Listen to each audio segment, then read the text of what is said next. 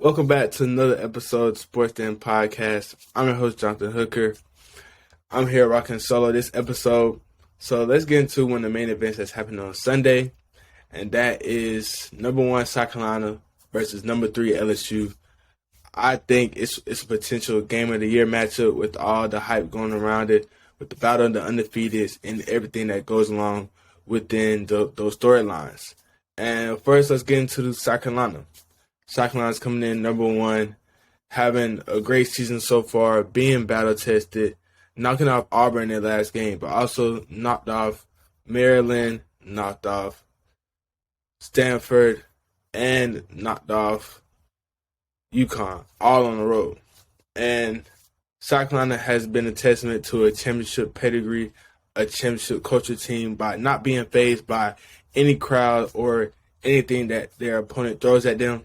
And it all starts with the head of the snake, with head coach Dawn Staley. Dawn Staley has brought a great culture to Columbia, South Carolina, and still, I think what it is calm confidence within her players, where they know they're the best team and they know that they've been there before, but also knowing that they cannot take one game lightly, but they're confident enough to where they know they can win each and every game by a blowout or even close. But at the end of the day, that it's still a win, and they can go have an undefeated season and win another championship and win an SEC championship, where that's the only thing that they didn't do last year, but have a chance of doing this year.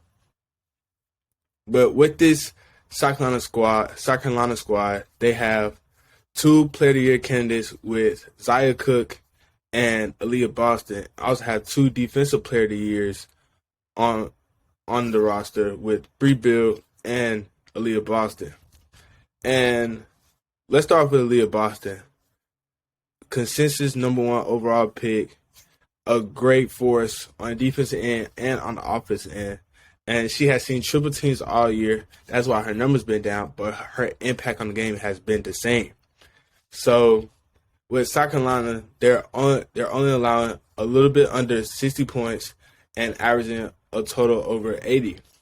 So they have done a great job of keeping things simple, making the hard plays look easy, and also fighting adversity game in and game out, knowing they're going to get each and every team's best shot.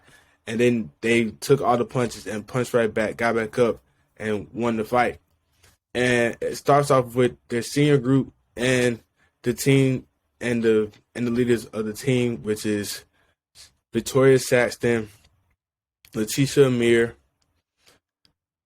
Aliyah Boston, and Zia Cooke. And they have done a tremendous job instilling the culture within their teammates, and also giving it their all each and every game on the floor, whether they're playing UConn or whether they're playing an NAIA team. They come in each and every game to make sure the world still knows that South Carolina is on top. And on the flip side, for LSU, with Kim Mulkey being the fierce competitor that she is, she's so passionate about the game and so passionate among her team that she goes above and beyond for them.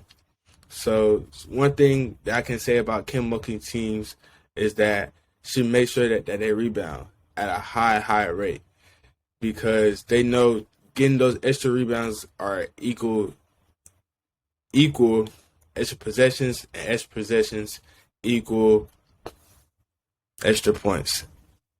And so for LSU, they have to come in. They are coming in with a star with Angel Reese and a great secondary scorer with Alexis Morris, and also another weapon with Flau'jae Johnson, and even their shooter Carson. They have done a great job this year of buying into Kim Mulkey's culture and making sure they're doing everything right with what Kim Mulkey says, because Kim Mulkey has won a championship and has had a winning pedigree all throughout her career, and those players want that, and they want to They want to take the reign from South Carolina and make sure that they are the ones on top of this matchup, and even in the SEC and the college basketball world. And LSU has an opportunity to do that here on Sunday. For the impact player for LSU is Alexis Morris. Everyone's eyeing in on the matchup between Angel Reese and Aliyah Boston, but the impact player has to be Alexis Morris because not one person can beat the South Carolina squad. It needs to be 1 through 15, but you have to have two main stars. And Alexis Morris has been a little inconsistent to start the season, and she has been catching fire along the past couple of games, and she needs to do so here against South Carolina. And so we know Angel Reese is going to get hers. If Alexis Morris comes in, knocks down a couple shots, not turn the ball over, the LSU Tigers have a good chance of winning on Sunday. And on the flip side for South Carolina, it's going to be Zia Cooke. Zia Cooke comes in and produces in every big game that they have so far. She comes in knowing that she's South Carolina's best shooter. She has to take and make those shots that she has been doing so far here this season, with shooting close to 37% from three. And when Zia Cooke is on, it's a different level. It's a different level to South Carolina. When Zia Cooke is on, it's open up driving lanes for Kiera Fletcher, open up more post opportunities for Aliyah Boston and Victoria Saxton and Camelia Cardoso.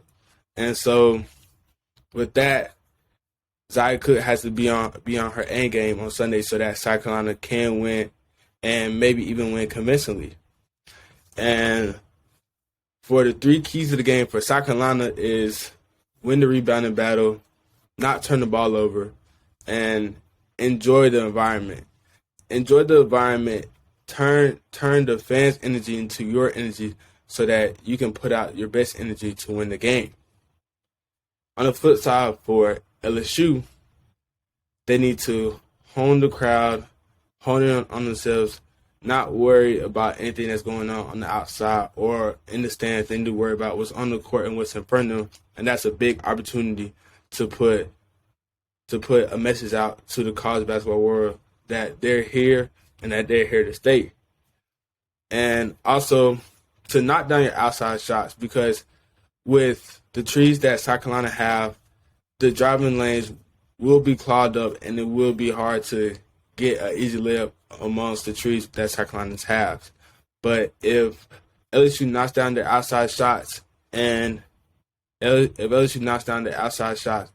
the perimeter game, they have a good chance of winning. But the rebounding the basketball, it's all about rebounding the basketball. The rebounding battle will be key on Sunday to see who wants it more and who will fight for those extra possessions. And I think both teams will do a great job at that. And the turnovers, South Carolina is averaging a little over 16 turnovers. When South Carolina turns the ball over at a higher rate, they tend to have very close games, and it's not a Dawn Staley's liking. But if South Carolina can keep that under their average, they will have a better chance of making this game not close or even a blowout to assume. But for LSU has to come in and not turn the ball over as well. When they're averaging around the same 16, if they keep it under 16, it will be a close game and it will make things interesting at the end.